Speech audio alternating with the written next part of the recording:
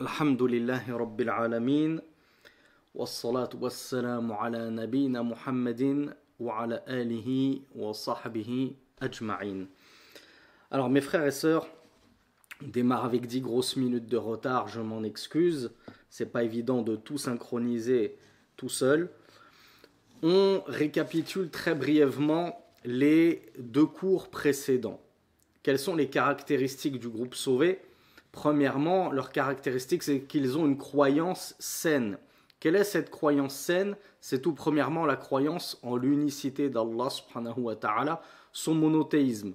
On croit qu'Allah subhanahu wa ta'ala est omniscient, omnipotent, unique, qu'il a les plus beaux noms et qu'il a les plus beaux attributs. Quant à ces attributs, nous les affirmons pleinement comme il se les est lui-même affirmés dans le Coran et comme son messager les a lui-même affirmés pour lui dans la Sunna, sans les triturer, leur tordre le cou, trahir leur sens et encore moins les dépouiller de leur sens.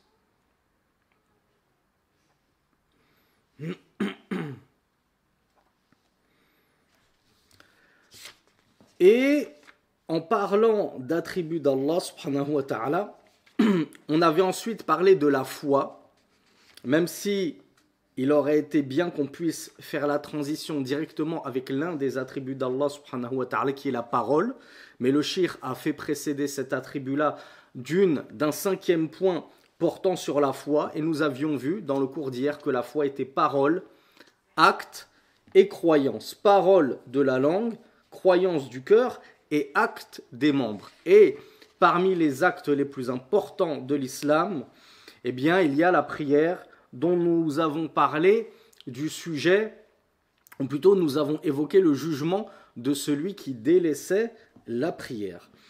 Maintenant, le shir, rahmatullahi alayhi, nous dit sixième point concernant la voie du groupe sauvé. تعتقد الفرقة الناجية والطائفة المنصورة أن الله يتكلم بكلام قديم النوع حادث الآحاد.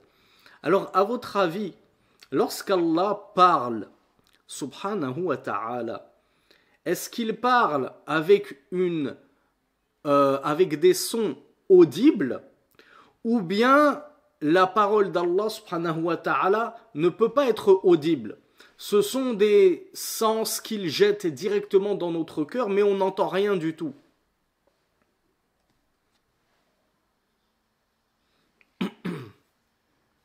Effectivement, comme je vous l'ai dit, la croyance véritable, elle est très simple. Et elle est loin de toutes les fioritures et de toutes les complications qu'ont apporté les gens du kalam, justement. Les gens de la théologie spéculative, de la dialectique. Et ce sont les Asha'ira notamment qui ont dit que la parole d'Allah subhanahu wa ta'ala, ce sont des sens qu'il place dans le fort intérieur de ses serviteurs. Or, Allah subhanahu wa ta'ala a insisté dans le Coran lorsqu'il nous a dit qu'il a bel et bien parlé à Moussa. Oui, si vous l'ignoriez, Allah subhanahu wa ta'ala a véritablement parlé au prophète Moïse. Est-ce que Allah subhanahu wa ta'ala a parlé à d'autres prophètes ? Est-ce qu'on connaît d'autres prophètes qui ont eu l'insigne honneur de parler directement avec Allah sans intermédiaire ? Alors certains me disent non et d'autres me disent oui. Ceux qui me disent oui, qui en dehors de Moussa, Moïse ?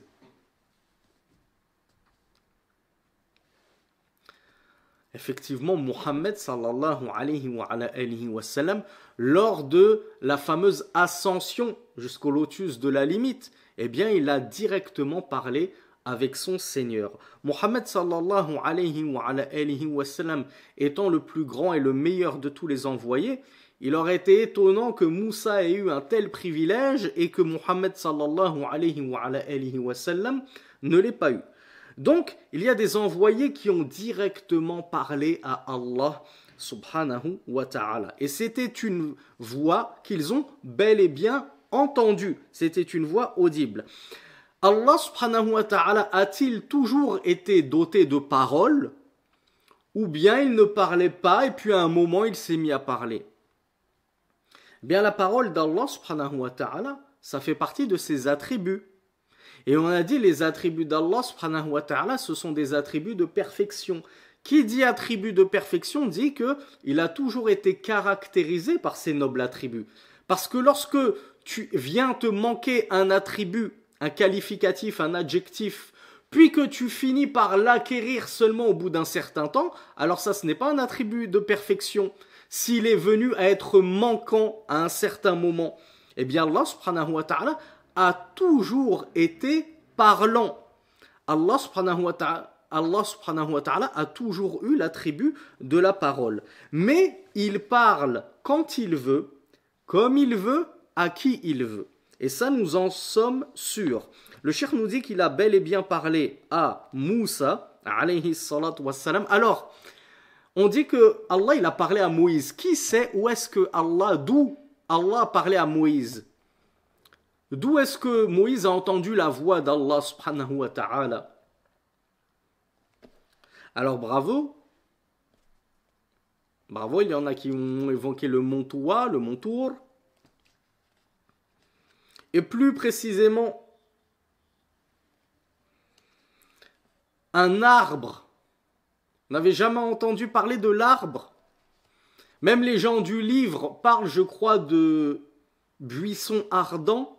C'est comme ça que les gens du livre l'ont dans leurs écritures. Donc le shir nous dit qu'Allah subhanahu wa ta'ala a parlé à Moïse depuis l'arbre. Et il a parlé à notre prophète Muhammad sallallahu alayhi wa sallam la nuit de l'ascension. Derrière quoi cette fois-ci Allah subhanahu wa ta'ala a parlé au prophète Muhammad sallallahu alayhi wa sallam?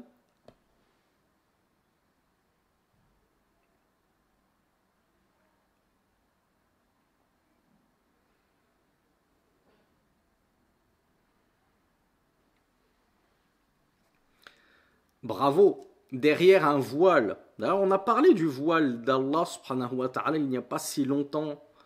Je ne sais plus dans quel cours sur notre chaîne YouTube. Donc le prophète Muhammad sallallahu alayhi wa sallam, il a effectivement parlé à Allah, directement, sans intermédiaire. Est-ce qu'il a vu Allah?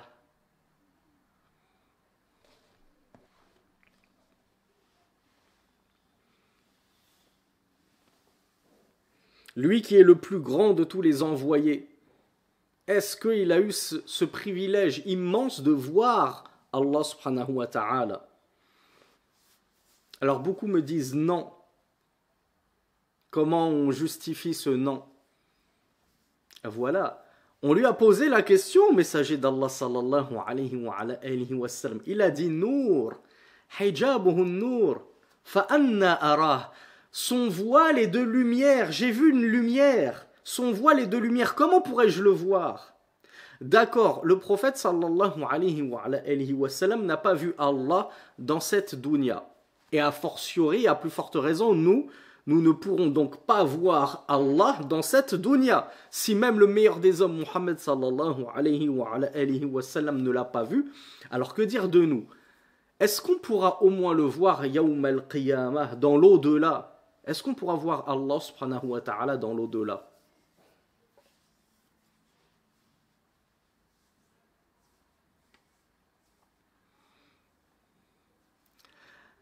Alors, j'ai une personne qui m'a dit non et c'est triste.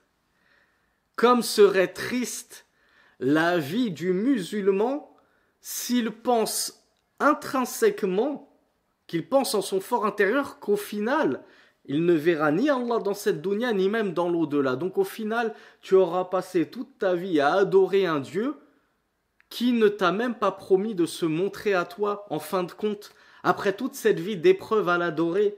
Donc bien entendu que les croyants verront Allah subhanahu wa ta'ala dans l'au-delà, et ce sera même le plus grand des délices, al-husna, plus délicieux encore, et plus mirifique encore, et plus magnifique encore, que le paradis lui-même.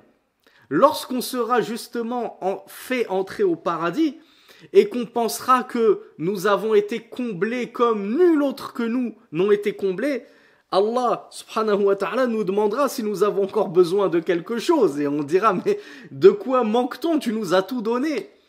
Alors il ôtera justement son voile et il se montrera à nous. Et là, on tombera en pamoison, comme on dit. On sera subjugué de la beauté de notre Seigneur. Et enfin, on pourra voir notre Seigneur. Et ce sera le plus beau des délices, la plus belle des ni'am, le plus grand des bienfaits. Alors concernant les preuves, comme quoi Allah subhanahu wa ta'ala premièrement parle, et secondement qu'il a bel et bien parlé à Moïse. Eh bien Allah subhanahu wa ta'ala nous dit dans la sourate Al-Kahf, la caverne, que vous lisez peut-être tous le vendredi, dans le verset 109, il nous dit قُلْ لَوْ كَانَ الْبَحْرُ مِدَادًا لِكَلِمَاتِ رَبِّي لَنَفِدَ الْبَحْرُ قَبْلَ أَن تَنْفَدَ كَلِمَاتُ رَبِّي وَلَوْ جِئْنَا بِمِثْلِهِ مَدَدًا. Quelle est la preuve qu'Allah parle, subhanahu wa ta'ala? Eh bien, dans le verset 109 de la sourate La Caverne, nous dit si la mer était un encrier pour retranscrire les paroles de mon Seigneur, eh bien, la mer aurait tari. Tari, c'est-à-dire elle se serait asséchée à force d'avoir été utilisée pour écrire les paroles de mon Seigneur, avant que ne tarissent les paroles de mon Seigneur. Quand bien même nous lui apporterons son équivalent encore à la mer. Même 2 fois la mer en encre ne suffirait à retranscrire toutes les paroles d'Allah subhanahu wa ta'ala. Donc on voit que Allah parle, mais en plus Allah parle beaucoup. Allah a beaucoup de révélations. Allah a beaucoup d'ordres à donner. Allah a beaucoup de directives à donner. Donc bien sûr que notre Seigneur parle. Allah nous dit subhanahu wa ta'ala dans le verset numéro 6 de la sourate At-Tawbah, le repentir, وَإِنْ أَحَدٌ مِّنَ الْمُشْرِكِينَ اسْتَجَارَكَ فَأَجِرْهُ حَتَّى يَسْمَعَ كَلَامَ اللَّهِ ثُمَّ أَبْلِغْهُ مَأْمَنَهُ ذَلِكَ بِأَنَّهُمْ قَوْمٌ لَا يَعْلَمُونَ. Allah nous dit, et si l'un d'entre les associateurs te demande l'abri, te demande de l'abriter, c'est-à-dire de lui offrir le gîte et le refuge, eh bien abrite-le, afin qu'il entende la parole d'Allah. Puis raccompagne-le à son lieu de sûreté, ceci car ce sont des gens qui ne savent pas. Allah subhanahu wa ta'ala nous a dit, offre-lui l'abri, abrite-le, afin qu'il entende la parole d'Allah. Du coup, la question est bonne à se poser. De quelle parole s'agit-il ici dans ce verset? De quoi est-ce qu'Allah nous parle quand il nous dit « Offre-lui l'abri afin qu'il entende la parole d'Allah » Eh bien oui, vous l'avez en plein dans le mille. La parole d'Allah, c'est tout simplement le Coran. Donc, je vais vous poser une petite colle. Si vous me dites de vos propres aveux que la parole d'Allah subhanahu wa ta'ala dont il est question ici dans ce verset, c'est le Coran. Alors, pouvons-nous dire que le Coran est créé? Que le Coran, c'est la création d'Allah et c'est donc une créature.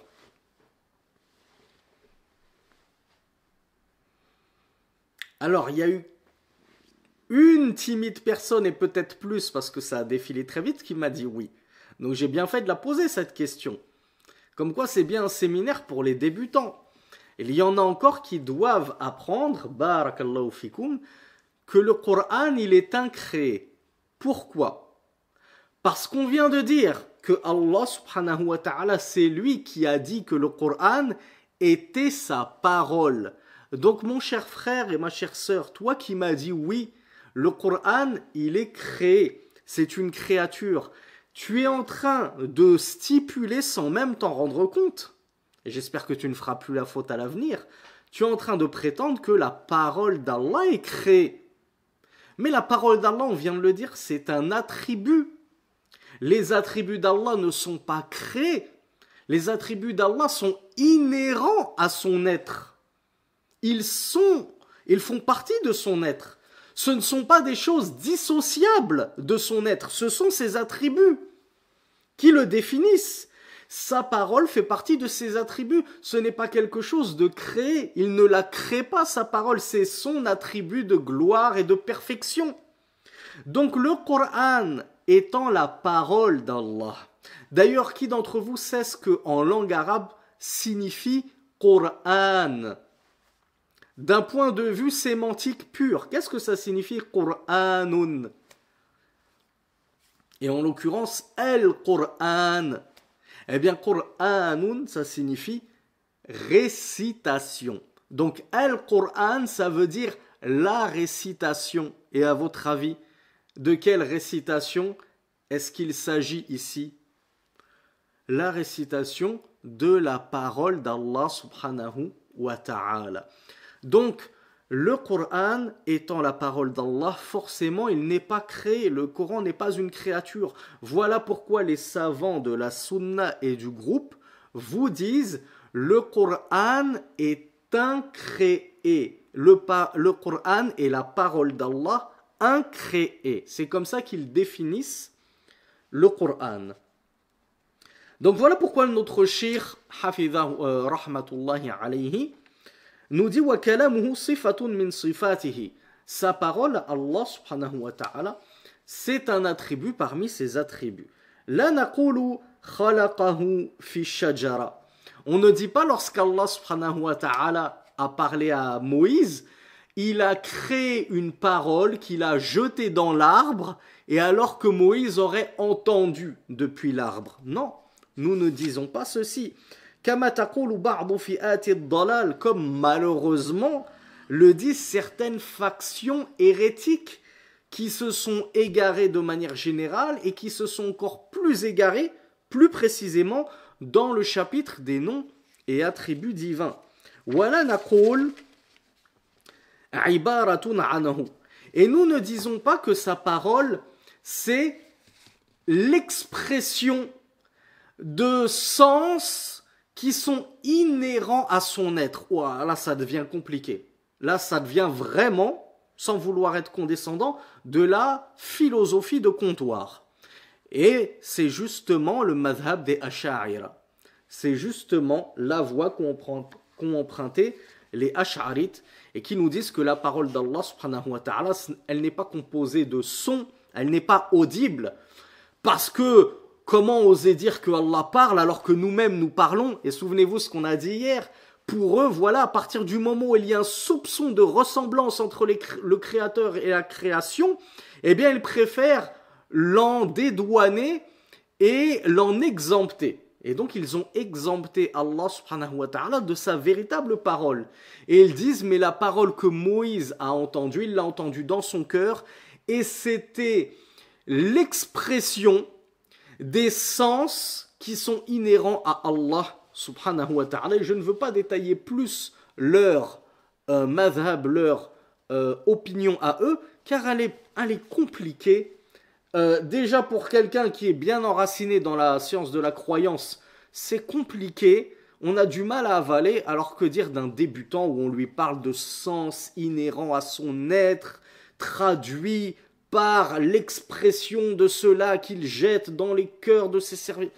Subhanallah, barakallahu fikum. Allah parle, il n'y a pas à chercher pourquoi, comment, il parle. Les prophètes ont entendu Allah, enfin certains prophètes ont entendu Allah, certains prophètes ont communiqué avec Allah, et on s'arrête là. Pourquoi vouloir compliquer ce qui est si simple de base et de nature?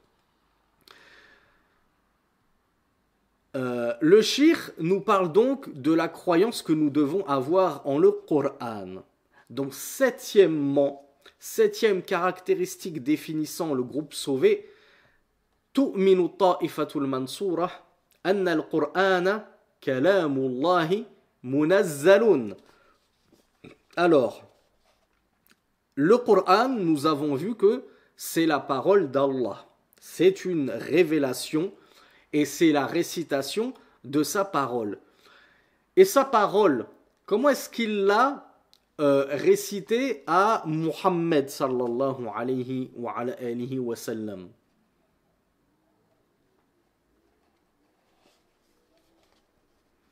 Comment est-ce que le Coran est parvenu à Muhammad sallallahu alayhi wa sallam? Effectivement, via l'ange Jibril ou l'archange Gabriel. Mais l'archange Gabriel, comment est-ce qu'il l'a apporté, ce Coran? Est-ce qu'il l'a apporté dans un livre?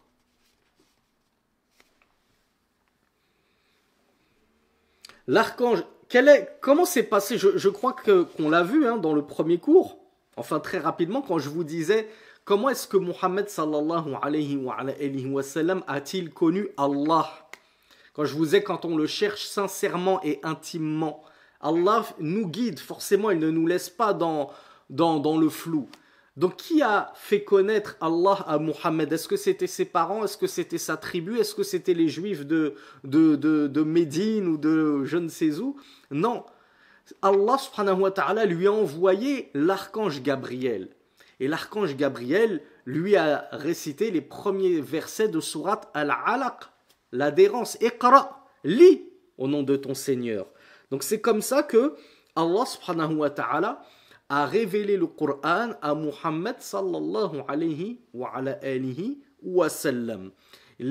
C'est donc une révélation et une récitation qu'il a descendue sur Jibril, qui ensuite l'a récité sur Muhammad sallallahu alayhi wa sallam, qu'il l'a ensuite récité sur ses compagnons.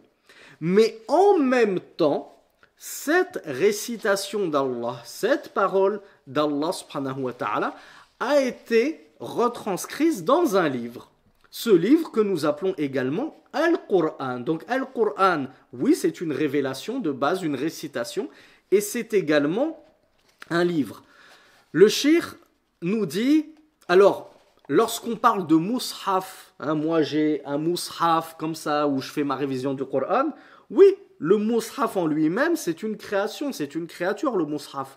Mais la parole qui est contenue dedans, elle n'a pas été créée, cette parole. C'est la révélation, la récitation de la parole, c'est la retranscription de la parole incréée d'Allah subhanahu wa ta'ala.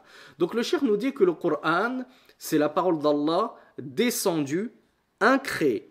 Le Coran émane d'Allah subhanahu wa ta'ala et vers lui il retournera. Effectivement, le prophète sallallahu alayhi wa sallam nous a annoncé que à la fin des temps, Allah subhanahu wa ta'ala retirera le Coran des poitrines des gens jusqu'à ce que plus personne ne se souvienne du moindre verset du Coran. À tel point même que à la toute fin des temps, eh bien, il y aura des gens qui diront tout ce que nous avons hérité de nos aïeux, de nos ancêtres, c'est Allah, Allah. Et alors c'est une parole que nous répétons. Et ils ne connaissent rien d'autre. Leur seule croyance, leur seule religion, c'est de dire Allah, Allah. Et c'est tout ce qu'ils savent. Plus on va se rapprocher de la fin des temps, et plus la religion va disparaître. Bien sûr, il y aura un âge d'or avec le retour de Jésus, avec l'avènement du Mahdi, mais à la suite de cela, plus les années s'écouleront après cet âge d'or, et plus la science disparaîtra et le Coran sera enlevé. Cheikh al-Islam ibn Taymiyyah rahmatullahi alayhi a dit Al-Ma'thur an Ahmad wa 'amati a'immati ahli as-sunnah wal hadith annahum kanu yaquluna man qala al-Qur'an makhluq fahuwa kafir. L'imam Ibn Taymiyyah rahmatullahi alayhi a dit que ce qui a été hérité des enseignements de l'imam Ahmed et de l'ensemble des savants du hadith, les savants de la sunna et du hadith, c'est qu'ils disaient quiconque prétend que le Coran est créé est un mécréant. Donc pourquoi, à votre avis, pourquoi est-ce que ces illustres savants sont allés jusqu'à faire le takfir, c'est-à-dire juger de mécréance celui qui soutient que le Coran est créé, c'est une création? À votre avis? Voilà, bravo. Bien parce qu'on a dit, le Coran c'est la parole d'Allah. Donc cela revient à prétendre que la parole d'Allah est créée. Donc tu es en train de dire que Allah est à moitié créé, est en partie créé, qu'il a des attributs créés. Ben, créés par qui? On l'a dit dans dans les cours précédents. Allah n'a pas été créé, il n'a pas engendré, il n'a pas été engendré. C'est lui qui a tout créé. Et tout autre qu'Allah est créé. Donc Allah, lui, en totalité, est incréé. C'est le créateur. Donc même ses attributs ne sont pas créés. Donc sa parole n'est pas créée. Donc le Coran étant sa parole n'est pas créé. Voilà pourquoi les savants ont un petit peu durci le ton sur cette question. Il y a une énorme fitna qui a éclaté à l'époque de l'imam Ahmed ibn Hanbal, rahmatullahi alayhi. Et il a tenu bon dans cette fitna. Parce qu'il savait que si il faisait acte de complaisance et qu'il embrassait l'idéologie qui commençait à se propager à son époque, disant que le Coran était créé, parce que c'était les Mu'tazilites, qui avaient un petit peu pris le pouvoir et qui avaient embobiné le gouverneur, eh bien, si les grands savants comme l'imam Ahmed eux-mêmes faisaient acte de complaisance et se rangeaient à cette doctrine-là hérétique pour esquiver les coups de fouet, la prison, etc., eh bien, la religion aurait été perdue à tout jamais. Voilà pourquoi les savants qualifient l'imam Ahmed de l'imam des gens de la sunna et du groupe. Et ils disent que Allah subhanahu wa ta'ala, il a sauvé la religion à 2 reprises par 2 hommes. La deuxième, c'est justement par l'imam Ahmed lors de la fitna de la doctrine de la création du Coran. Savez-vous quelle est la première fitna qui a failli faire exploser la religion? Et par qui est-ce que Allah l'a sauvé?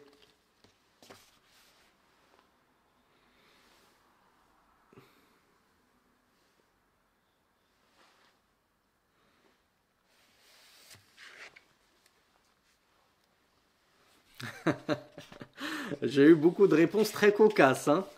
Par Abu Bakr. Qu'est-ce qu'il a fait Abu Bakr lorsqu'il a refusé de flancher, lorsque beaucoup lui mettaient la pression pour qu'il laisse tous ces gens qui refusaient de sortir leur zakat? Ils ont dit, ça y est, maintenant le prophète sallallahu alayhi wa sallam est mort, nous ne te donnerons pas notre zakat. Eh bien, il a tenu bon. Et il est allé jusqu'à les combattre. Il n'a pas flanché. Imaginez-vous que Omar ibn al-Khattab lui-même, lui le lion de la sunna, Omar lui, il essayait au départ de dissuader justement Abu Bakr de les combattre. Il a dit non, je combattrai quiconque me refusera ce qu'il donnait du temps du prophète sallallahu alayhi wa sallam. Et je combattrai quiconque fera une différence entre la prière et la zakat. Eh bien, il a tenu bon et Allah subhanahu wa ta'ala a fortifié et a renforcé l'islam par Abu Bakr. Radiyallahu anhu.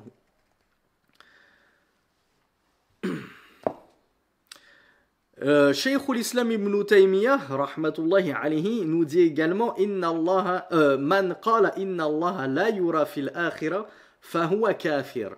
De la même façon, celui qui dit Allah ne sera pas visible dans l'au-delà est un mécréant. Voilà pourquoi il faut le savoir, mes chers frères et sœurs. Vous devez savoir que, bi'idhnillah, insha'Allah, si vous mourrez sur l'islam et la foi, eh bien vous verrez Allah subhanahu wa ta'ala dans l'au-delà. Pourquoi? Bien tout simplement parce que c'est une promesse qu'il nous a fait dans le Coran.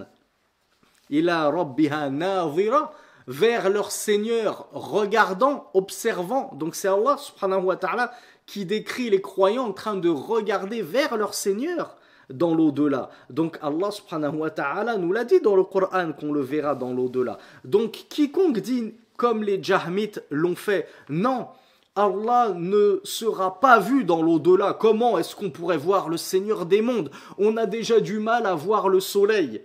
On a déjà du mal à le regarder de pleine face. Comment est-ce qu'on pourrait voir Allah subhanahu wa ta'ala alors que même le prophète sallallahu alayhi wa sallam n'a pas réussi à le voir le jour ou la nuit où il est monté jusqu'au ciel. Eh bien on dira, telle est la promesse d'Allah. Allah nous a dit qu'on le verra et on s'arrête là. Vos psychologies de comptoir et vos philosophies et comment et pourquoi et si ceci est comme cela, cela implique... Nastaslim, on se soumet au Coran et à la Sunna. C'est écrit dans le Coran, on y croit. C'est écrit dans la Sunna, on y croit. Comment? Le comment ne nous intéresse pas et nous ne sommes pas chargés de chercher après le comment. Nous sommes chargés de croire en ce qu'Allah subhanahu wa ta'ala nous a révélé et ça s'arrête là. Et comme les savants l'ont dit, qu'est-ce qui empêche Allah subhanahu wa ta'ala de nous donner dans l'au-delà des facultés qu'il ne nous a pas données dans cette dunya? Donc dans l'au-delà, si Allah subhanahu wa ta'ala nous donne une vue capable de supporter sa vision, parce que dans cette dunya, nous ne saurions supporter sa vision. Qu'est-ce qui, lorsqu'Allah s'est manifesté à lui ou à elle, s'est mis ou s'est mise à exploser en 1000 morceaux?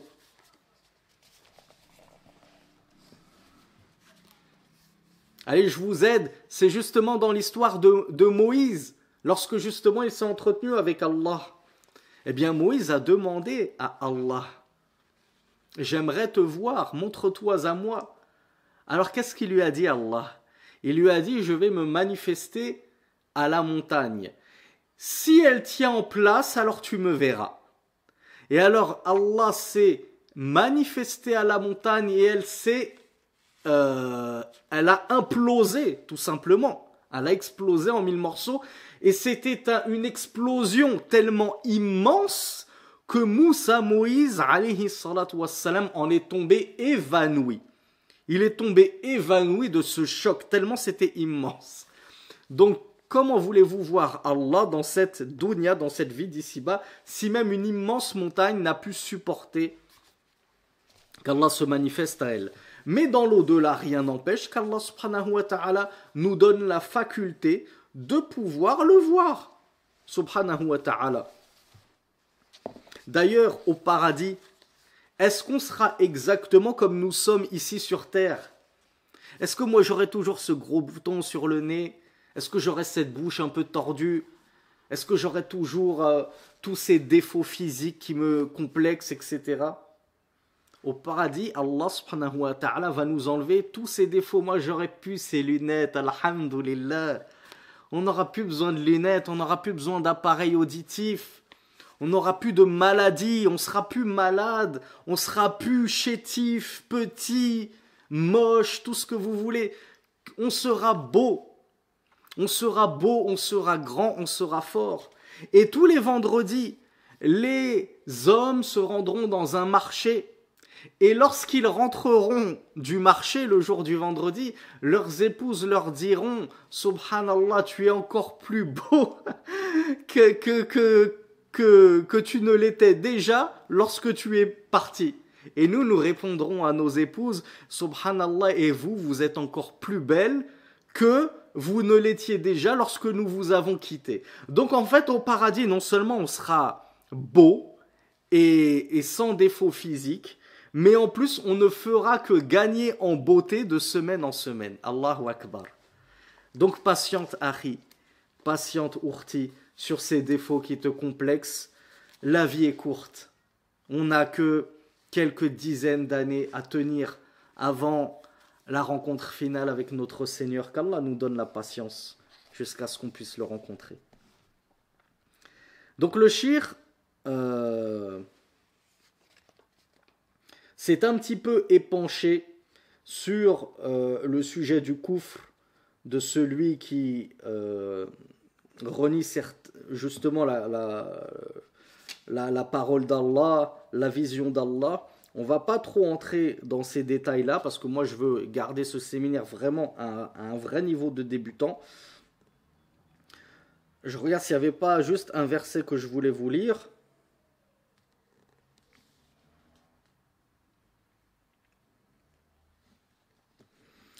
Alors non.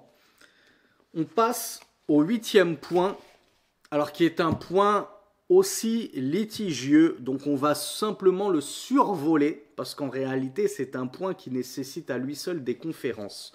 Le 8e point, le cheikh nous dit وَتُؤْمِنُ الطَّائِفَةُ الْمَنْصُورَةُ بِوُجُوبِ التَّحَاكُمِ إِلَى اللَّهِ عَزَّ وَجَلَّ وإلى رسوله صلى الله عليه وعلى آله وسلم لقوله تعالى وما اختلفتم فيه من شيء فحكمه إلى الله. Comme dans sourate Ash-Shura, la concertation, verset numéro 10. Le cheikh nous dit que le groupe sauvé croit qu'il est obligatoire de chercher le jugement ou de porter le jugement à Allah subhanahu wa ta'ala, ou plutôt de renvoyer le jugement à Allah subhanahu wa ta'ala et à son messager. En vertu de la parole d'Allah subhanahu wa ta'ala qui a dit dans la sourate La Concertation, verset 10, et ce sur quoi vous divergez, et quelque chose sur laquelle vous divergeriez, alors son jugement revient à Allah, ou bien son jugement appartient à Allah. Donc on voit ici que Allah Azza wa Jal dans le Coran nous dit, quoi que ce soit qui fasse objet de discorde, de dispute et de divergence entre vous, renvoyez cette chose à Allah. Qu'est-ce que ça veut dire à votre avis, renvoyer cette chose à Allah subhanahu wa ta'ala?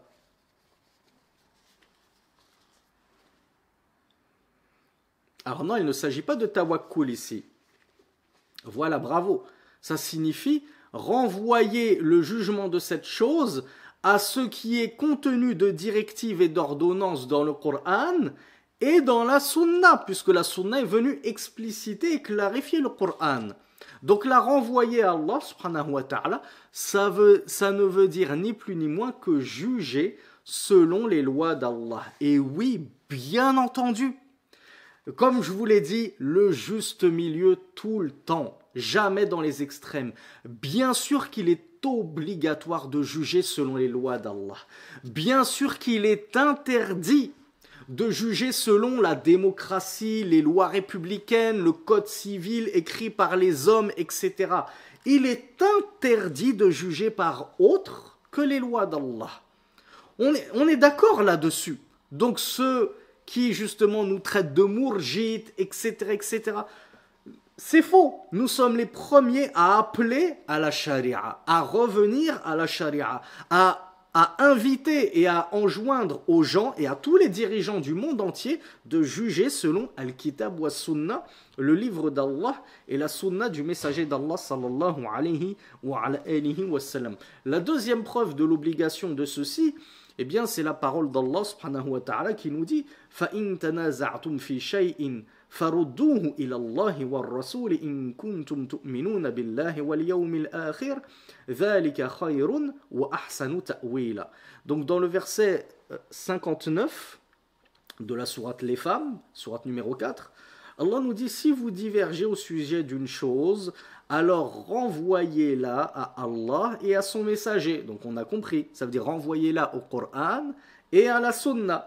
Si vous êtes croyant en Allah et au jour dernier, ceci sera meilleur et de meilleure interprétation. Alors ceux qui suivent les séminaires avec nous depuis longtemps, et notamment ceux qui ont suivi le séminaire sur le tafsir, qu'est-ce que vous pourriez retirer comme faïda de ce verset lorsqu'Allah subhanahu wa ta'ala nous dit si vous divergez au sujet d'une chose, renvoyez-la à Allah et à son messager si vous êtes croyant ou si vous croyez en Allah et au jour dernier.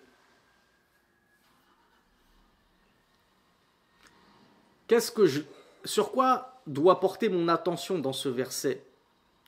Pourquoi le Cheikh An-Najmi nous parle de ce verset? On parle de la croyance, on parle de la foi. Bravo Linda.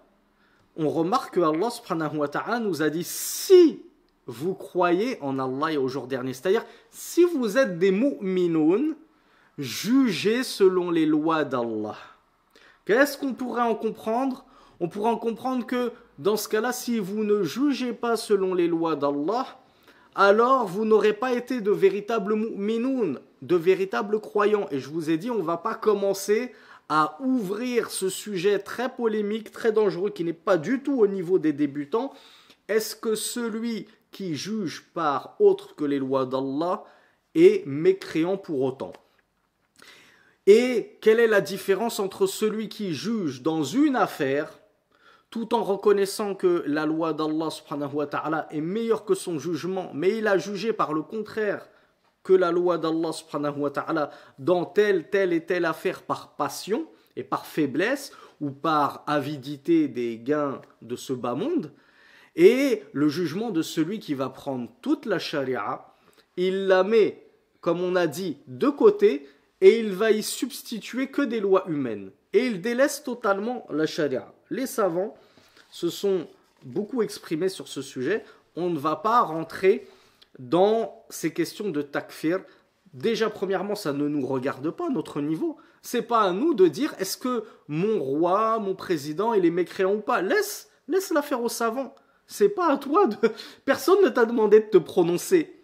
Personne n'attend de toi que tu te prononces, que tu lances un live sur TikTok et que tu nous expliques que tel roi il est mécréant, tel roi il est croyant, tel président il est croyant, Personne n'attend ça de toi. Personne ne t'a responsabilisé au niveau de cette tâche. Donc déjà tranquillise-toi, Akhi. Enlève ce fardeau que tu t'es imposé sur tes propres épaules. Occupe-toi de ta propre personne, ce sera déjà énorme.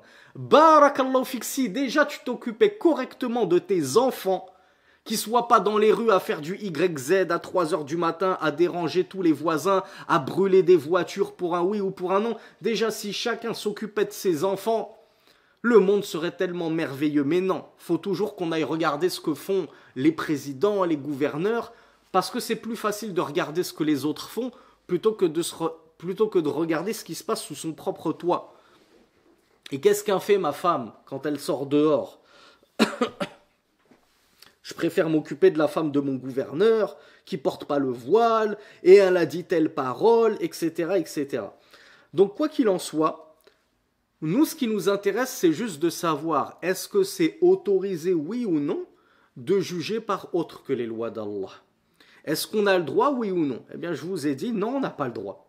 Non, c'est pas autorisé. C'est même un très grand péché. Donc là, on est tous d'accord là-dessus et c'est Allah subhanahu wa ta'ala qui nous le dit dans le Coran. Donc le Cheikh al-Najmi rahmatullahi alayhi nous dit وَالرَّدُ إِلَى اللَّهِ هُوَ بِالرَّدِ إِلَى كِتَابِهِ. Donc renvoyer cette affaire à Allah, cela comment dire? Cela signifie la renvoyer à son livre, Al-Qur'an. وَالرَّدُّ إِلَى الرَّسُولِ هُوَ بِالرَّدِّ إِلَى مَا صَحَّ مِنْ سُنَّتِهِ صلى الله عليه وعلى آله وسلم على قواعد أهل الأثر. Et renvoyer cette affaire au messager d'Allah sallallahu alayhi wa sallam, sachant qu'il est mort depuis plus de 1400 ans, eh bien ça signifie naturellement renvoyer cette affaire à ce qui a été authentiquement établi de sa sunna. Donc c'est le jugement par al-kitab wa sunna, comme nous l'avons dit. Sawan kana dhalika fil aqaid aw ghayriha. Et jugé par les lois d'Allah, ou plutôt jugé par le Coran et la sunna, cela vaut aussi bien pour le code pénal, hein, le fameux code civil, comme l'appellent les mécréants. Donc le code pénal qui édicte les différentes peines à appliquer pour tel et tel crime et délit, mais ça va aussi jusque dans la aqidah. Si Allah nous dit, si vous divergez au sujet d'une chose, renvoyez-la à Allah et à son messager. En gros, il faut juger par le Coran et la Sunna. Mais juger, c'est que pour la charia, et la charia, c'est que la lapidation. Il n'y a que ça qui vous intéresse. Bon, je sais que vous êtes sérieux. Il n'y a pas que ça qui vous intéresse. Mais quand on entend les mécréants parler de notre charia, on a l'impression que toute la charia n'est résumée que dans une peine.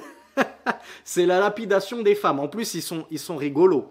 Parce que chez eux, ils nous parlent de lapidation des femmes. Ils n'ont toujours pas compris que la lapidation, ça valait pour l'homme comme pour la femme. Hein? Quand il y a deux personnes fornicatrices qui sont engagés dans une union maritale ou qui ont déjà été engagés dans une union maritale, c'est la lapidation pour les deux.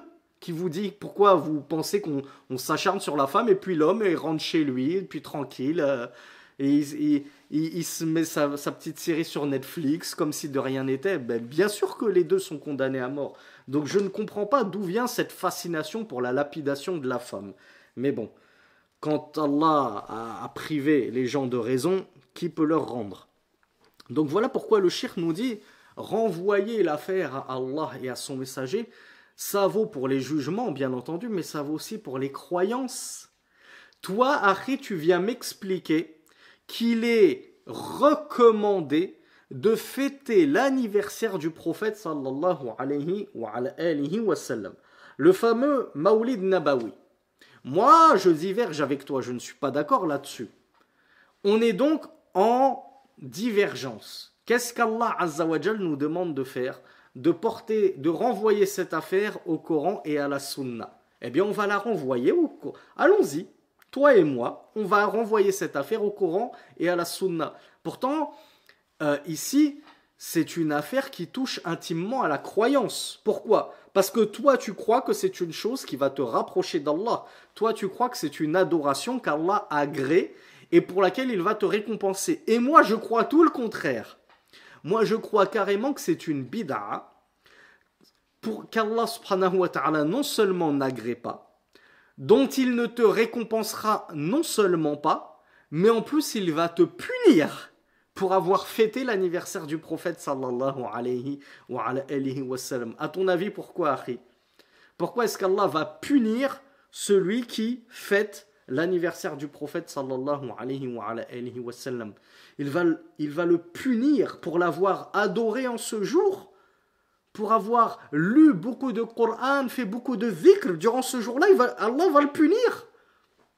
Comme l'avait dit As-Salafus Salih, je ne sais plus si c'était Sufyan al-Thawri ou Al-Awza'i ou un grand mujtahid, il avait dit Allah, il va te punir pour avoir contredit la sunna, pour avoir contredit la voix du messager d'Allah sallallahu alayhi wa sallam. Et je me permets, pour ne pas m'épancher sur le sujet, de vous renvoyer directement à l'avant-dernière vidéo sur notre modeste chaîne YouTube, Sami Philippe Chaouch, dont le titre, c'est Hadith 29, c'est dans l'explication des Arba'in al-Nawawiyya. On a dit « Toute innovation est égarement », c'est ça le titre de la vidéo. C'est l'une des toutes dernières sur ma chaîne. Et vous allez voir les paroles de l'imam Malik, les paroles du grand compagnon Ibn Umar, radiallahu anhuma, qui nous parlent justement de ces innovations et de ce qu'elles expriment implicitement sans même que son auteur ne le remarque. L'auteur, il pense se rapprocher d'Allah. Il pense prendre des hasanat alors qu'il est en train d'encourir la colère d'Allah. Subhanallah. Donc il a tout perdu. Donc, qu'est-ce qu'on doit faire lorsqu'on diverge? On renvoie l'affaire au Coran et à la Sunna. Est-ce qu'on trouve cette adoration dans le Coran et la Sunna, le Mawlid Nabawi? Non. Est-ce qu'on trouve son contraire? Bah oui. Oui, Allah nous a dit, et ce que le messager vous a apporté, prenez-le, et ce qu'il vous a défendu, abstenez-vous-en. D'accord. Mais qu'est-ce qu'il m'a défendu, le prophète sallallahu alayhi wa sallam? Eh bien, il m'a défendu d'innover dans ma religion, c'est-à-dire d'apporter des pratiques cultuelles sur lesquelles il n'a pas donné son ordre. Comme on l'a vu, encore une fois, dans la playlist sur les 40 An-Nawawiyah, les 40 hadiths compilés par l'imam An-Nawawi, que je vous recommande très chaudement d'étudier au plus vite, tant ils sont bénéfiques.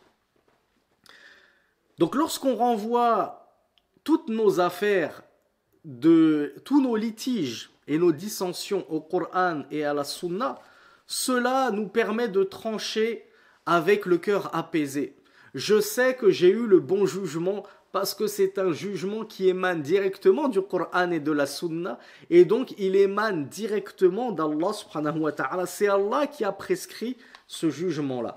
Quant à vouloir juger par des hommes, on va apporter des juges et on va leur dire tranchez entre vous et moi. Non pas avec le Coran et la Sunna. Vous, à votre avis, qu'est-ce que vous en pensez?